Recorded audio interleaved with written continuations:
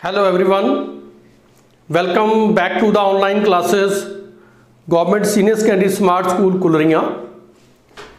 Dear students, ਅਸੀਂ English grammar का बहुत ही इंपॉर्टेंट कंपोनेंट स्टार्ट किया होया है, दैट इज़ नरेशन। नरेशन के बारे में जो मेरा अपना लाइफ का एक्सपीरियंस है स्टूडेंट्स के नाल कि वो काफ़ी कन्फ्यूज होंगे हैं, क्योंकि इस समटाइम सानू tense change, reporting speech, reporting verb, person change, ये सारा कुछ साइमल्टेनियसली चलता है। इस करके बट मैं तुहानू कुछ इस तरह के टिप्स नाल दस रहा जिन्हां दे नाल तुहाडी परमानेंट मैमरी दे विच जिहड़े रूल्स ने वो एकदम फिट हो जाते हैं, तो नाल नाल तुहाडीआं जिहड़ियां एरर्स नेगियां वो भी जीरो हो जांदियां नेगियां। बस थोड़ा जिहा तुसीं ध्यान देना है, जिथे किते समझ नहीं आउंदी उत्थे नाल नाल वीडियो नूं तुसीं रोक के तुसीं नाल नाल लर्न कर सकते हो, पूछ सकते हो। ओके, अज असीं नैक्सट देखो असीं जी की कर रहे हैं। अज लास्ट वीडियो विच असीं ने कुछ मिक्सड एग्जाम्पल्स लैतियां सन। वो एग्जाम्पल्स इस करके लैतियां सन ताकि तुहानूं सारे रूल्स तो एक बार तुसीं गो थ्रू हो जाओ। अज तो असीं स्टैप वाइज रूल कर रहे हैं। रूल नंबर 1 दे विच आपां ने की लैता है कि reporting speech is a important component है सेंटेंस का in case of direct and indirect दे विच। तो उस विच जदों यूनीवर्सल ट्रुथ मीनस वो अटल सच्चाई जिहड़ी यूनीवर्स दे विच हुण तक हो चुकी है, वो कदी चेंज नहीं होंदी, उन्होंने सारिਆਂ ने सच्चाई मन्निया होया है, that is a universal truth होवे। सैकेंडली एनी प्रोवर्ब होवे, एनी प्रोवर्ब जिन्होंने पंजाबी च असीं अखान कह दिंदे आ, हिंदी च लकोकती कह दिंदे आ असीं।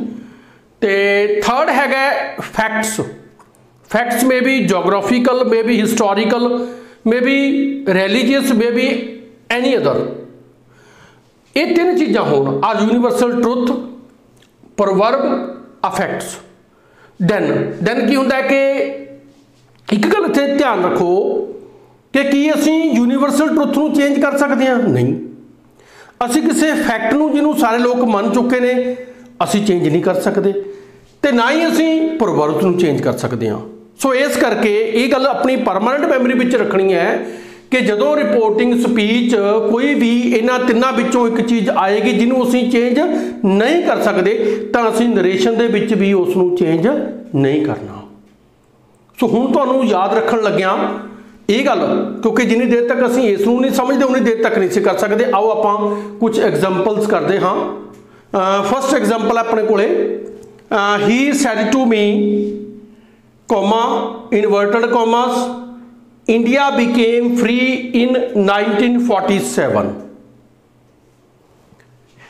भारत 1947 आज़ाद होया। What is this? This is a fact. इस फैक्ट नूं हिस्टोरिकल फैक्ट है, nobody can change it. Means असीं इस दे विच किसी किस्म की कोई चेंज नहीं करनी। आपां तो निकल आखी सी कि जदों रिपोर्टिंग वर्ब पास्ट टेंस दे विच है तां रिपोर्टिंग स्पीच दा टेंस चेंज हुंदा है, बट इत्थे टेंस कुछ भी नहीं चेंज होएगा, ना टेंस ना ही इत्थे कोई परसन चेंज होएगा। May be reporting verb past tense दे विच भी क्यों ना होवे। सो इस करके तुसीं ने इस गल नूं चंगी तरह ध्यान रखना है। आओ जी आपां इसनूं करदे हां। ही सैड टू कास विच कन्वर्ट हो जाता हुंदा जी टोल्ड विच। टोल्ड मी सिंपल सेंटेंस है। रिपोर्टिंग स्पीच जो यूनिवर्सल ट्रुथ है या प्रोवर्ब है या फैक्ट्स है तो इट मीन सिंपल सेंटेंस, तो इट मीन इस विच कंजक्शन की लगेगा जी that India became free in 1947। लो जी इनवर्टेड कॉमास असी ने हटा दिते। ये बन गया he told me that India became free in 1947। Now come on the second example. Teacher said sun rises in the east. ये सानू सारे नू पता है कि सूरज हमेशा पूर्व विचों चढ़ता है, इसनू कोई चेंज नहीं कर सकता। This is also a fact. So reporting speech हुण एक फैक्ट्स है तो इट मीनस इस विच कोई चेंज नहीं होएगी। ये सिंपल बन जाएगा the teacher said conjunction state way that sun rises in the east.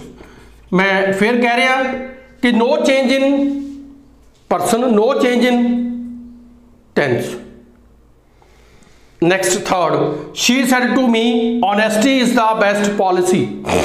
इत्थे समटाइम्स टीचर साहबान जां हासी की गल भी हैगी है कि स्टूडेंट्स भी तुहाडे विचों सोचते हैं कि अजकल ईमानदारी वधिया नीति नहीं रही, पर नहीं, ये गल यूनीवर्स तौर के उत्ते जानी कि ऑन एन एवरेज बहुते लोगों ने जिन्हों ने अपनी जिंदगी नूं खुश नसीब ढंग नाल लंघाया है उन्हां दीयां गल्लां ये सिद्ध कीतियां होईयां नेगीआं। ईमानदारी जिंदा रहेगी, ईमानदारी वधिया पॉलिसी रहेगी, भावें अज असीं उस नूं किहड़े संदर्भ दे विच लैंदे हां एक वखरा विशा है, but even then honesty is the best policy कि प्रोवर्ब बन चुकी हैगी। सो इस करके इस विच भी कोई चेंज नहीं होएगी। She told me that honesty is the best policy.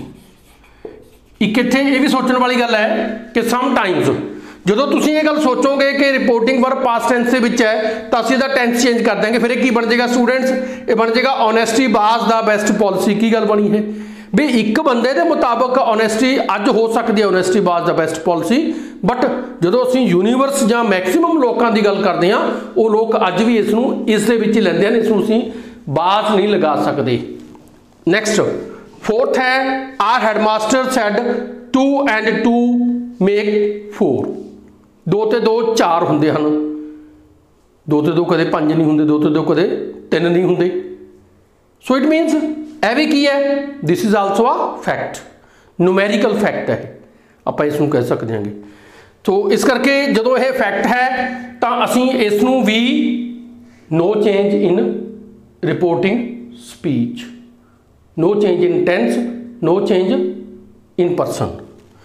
इहदा की बनेगा जी, आ headmaster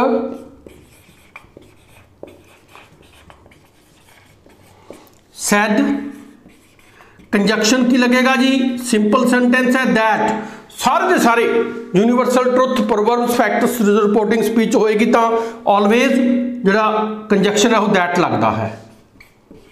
2 and 2 make 4।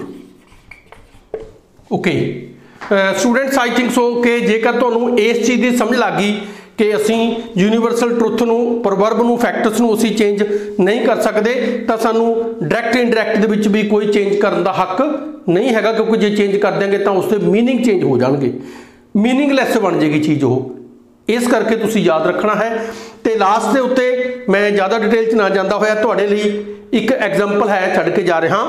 Teacher said comma inverted commas the earth revolves around the सन।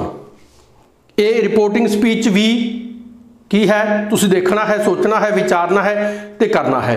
जिथे किते तुहानूं कोई डाउट लगता है तो तुसी उत्थे कॉल करके जां अपना मैसेज करके उन्होंने तुसी दुरुस्त कर सकते हो, पूछ सकते हो, अपना कोई तुहाडा कोई अपना कोई मन दे विच ख्यालात है, सोचना है, विचारना है, तुसी कोई मैसेज देना चाहुंदे हो वो भी तुसी दे सकते हो। अज दे लई इन्ना ही, आओ आपां नैक्सट दे विच जिहड़ा सैकेंड रूल हैगा उस डिस्कस करांगे। So much, thank you.